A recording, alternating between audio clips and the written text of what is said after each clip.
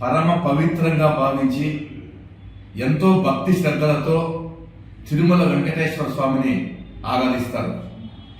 దేశంలోనే కాకుండా అంతర్జాతీయంగా ఉన్నటువంటి హిందువులు ప్రపంచంలో ఎక్కడున్నా భక్తి విశ్వాసాలు వెంకటేశ్వర స్వామిలో చూసుకుంటారు.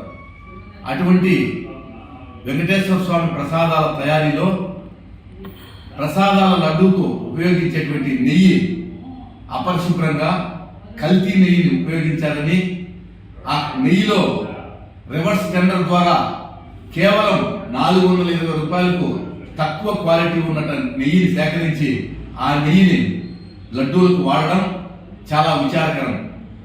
అది టెస్టింగ్ పంపిస్తే అందులో పంది కొవ్వుతో కూడినటువంటి ఆయిల్, ఆవు కొవ్వుతో కూడినటువంటి ఆయిల్, వనస్పతి, ఇటువంటి కల్తీ ఆయిల్ అంతా జంతు కలయవరాలతో చేసినటువంటి ఆయిల్ మిక్సింగ్ అయిందని ల్యాబొరేటరీ రిపోర్ట్స్ ద్వారా బయట వచ్చింది.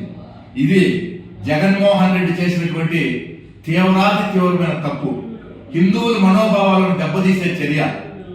ఈ విధంగా హిందువుల మనోభావాలతో ఆడుకున్నటువంటి ఈ వ్యక్తి చరిత్రహీనుడైపోవడం ఖాయం. ఈయనకు రాజకీయ సమాధి కట్టడం కూడా ఖాయమని చెప్పి మేము తెలియజేస్తా ఉన్నాం.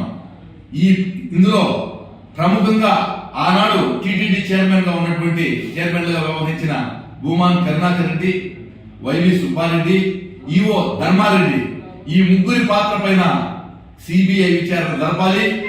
ఈ తక్కువ క్వాలిటీ నెయ్యిని ఇందులో కలిపి హిందువుల మనోభావాలను దెబ్బతీసిన, ఈ తిరుమల పవిత్రతను దెబ్బతీసిన ఈ జగన్మోహన్ రెడ్డిని కఠినంగా శిక్షించాలని చెప్పి మేమందరం కూడా తెలుగుదేశం పార్టీ తరఫున, హిందూ సాంప్రదాయాలు పాటించే ప్రతి ఒక్కరి తరఫున మేము డిమాండ్ చేస్తున్నాం.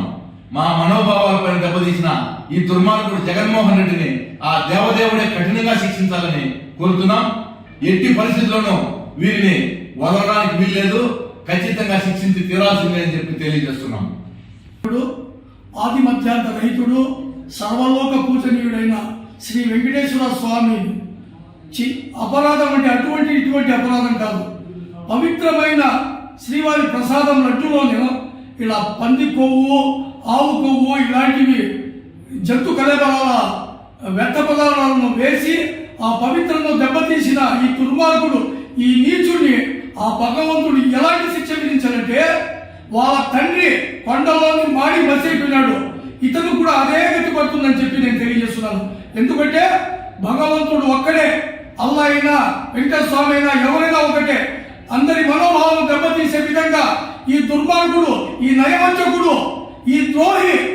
ఎందుకంటే ప్రపంచంలోని హిందువులు కానీ, ముస్లింలు కానీ, ఇతర ఏ మతస్థులు కానీ వెంకటేశ్వర స్వామి గారికి ఎంతో గౌరవము, ఎంతో భక్తి శ్రద్ధలతో ఆయన ప్రసాదాన్ని ప్రతి ఒక్కరూ తీసుకుంటారు. అలాంటి ప్రసాదాలను కూడా ఇతను కేవలం డబ్బు వ్యామోహంతో, అధికార వ్యామోహంతో అందరితోనూ ఇతను అంత సర్వనాశనం చేసి రాష్ట్రాన్ని భ్రష్టు పట్టించాడు. అలాగే దేవాదేవుడైన శ్రీ వెంకటేశ్వర స్వామిని కూడా మోసం చేసిన దుర్మార్గుడు కాబట్టి ఇతనికి ఏ శిక్ష విధించినా తక్కువే అని చెప్పి తెలియజేస్తున్నాను. ఇంకో విషయం ఏమంటే, ఈ రోజు భారతదేశంలో ఎక్కడ కానీ జగన్మోహన్ రెడ్డి పైన చాలా వ్యతిరేకతతో అతని దిష్టిబొమ్మలు కాదు, అతన్నే బహిరంగంగా ఉరి తీయాలని చెప్పి నేను ఈ సందర్భంగా తెలియజేసుకుంటున్నాను.